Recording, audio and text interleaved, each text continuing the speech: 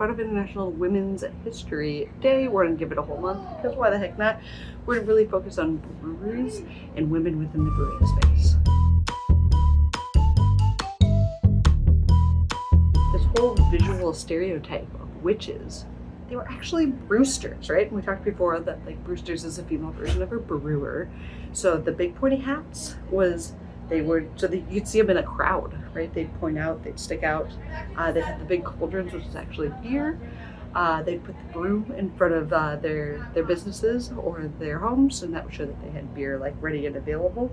And then basically when witches started getting, killed for being witches because they knew things about herbs and spices and how to manipulate your mind, women kind of dumped out of the brewing space.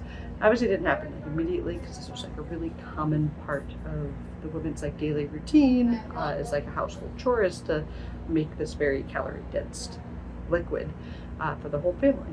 But I love this whole concept that is the everyday witches that we see every Halloween with the pointy hats. Like it was just women out walking around selling some beer. There you go.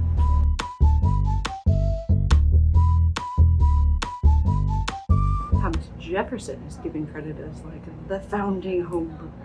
But actually, the credit should be given to his wife because she was the one there actually supervising and managing the one that was doing all the brewing.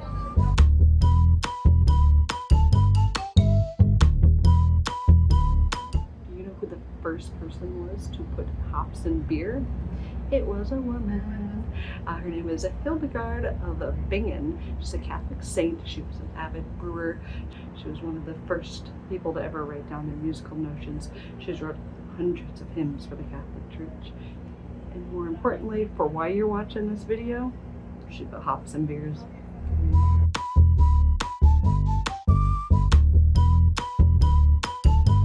So, Carol Stout is considered America's first woman brewster in 1978.